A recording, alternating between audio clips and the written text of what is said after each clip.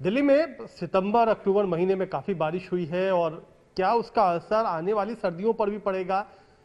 कुछ संभावना जताई जा रही है कि अगले कुछ दिनों में तापमान नीचे आ सकता है। अगर आने की उम्मीद है तो क्या वजह है, उसी को बताने के लिए हमारे साथ मौसम विभाग के सीनियर साइंटिस्ट आर के जेनामनी साहब हैं। जेनामनी साहब, क्या सर्दियां अब दिल्ली में शुरू होने वाली हैं, और होने वाली हैं तो कितना टेम्परेचर नीचे आए?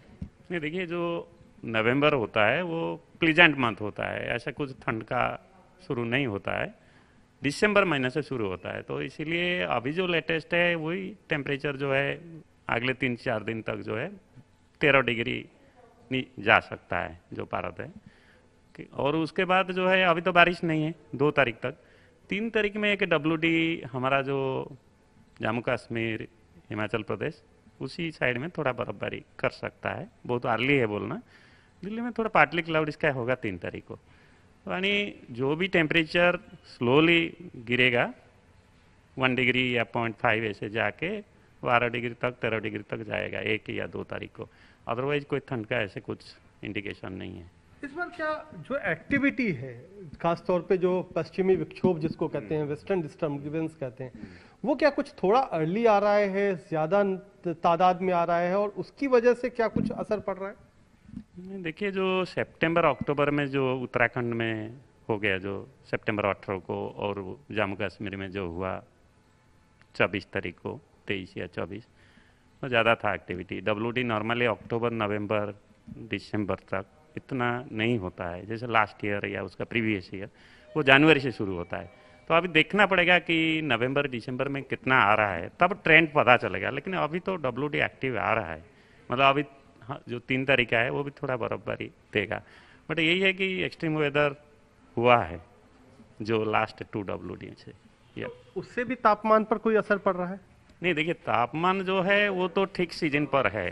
जो रेन अगर ज़्यादा होता है तो तापमान जो है मिनिमम जो है वो हायर रहता है नॉर्मल से, वही चल रहा है।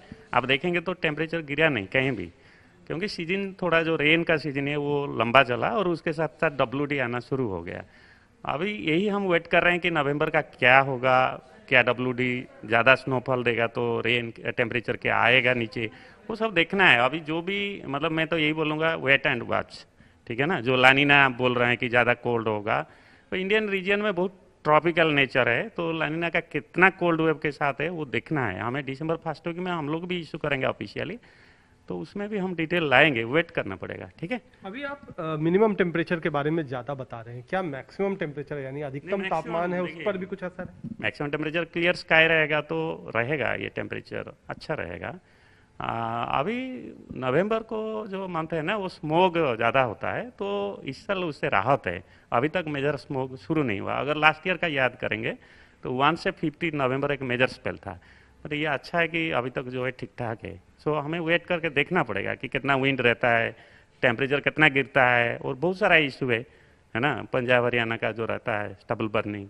सो ये सब देखना पड़ेगा कि दिल्ली में एयर क्वालिटी कैसा है। बट नेक्स्ट 3 डेज तक तो ओके है। Thank you. अच्छा, आखिरी सवाल है कि आपने कहा स्मॉग के बारे में भी कहा, पॉल्यूशन के बारे में कहा, जो मौसम की गतिविधियां यानी मेट्रोलॉजिकल जो कंडीशंस हैं वो इस बार किस तरीके से दिल्ली में पॉल्यूशन कम कर रहे हैं? देखिए, वो स्मोग या एयर क्वालिटी जो है डायरेक्ट जो मीटरोलॉजिकल कंडीशन के साथ, जैसे विंड है, आपने देखा होगा विंड अभी चालू है, और जैसे मिनिमम टेम्परेचर है, मिनिमम टेम्परेचर ज़्यादा गिरा नहीं है, तो अगर विंड कम हो जाएगा, मिनिमम टेम्परेचर सडन गिरेगा, बहुत सारा फैक्टर होता है, ठीक है ना। जैसे मीटरोलॉजिकल फैक्टर के साथ पूरा लिंक है, इसीलिए अच्छा मीटरोलॉजिकल फैक्टर चल रहा है। जैसे WD जा रहा है, रेन भी हो रहा है, तो इसलिए क्लीन एयर मिल रहा है ना, एयर क्वालिटी अच्छा है।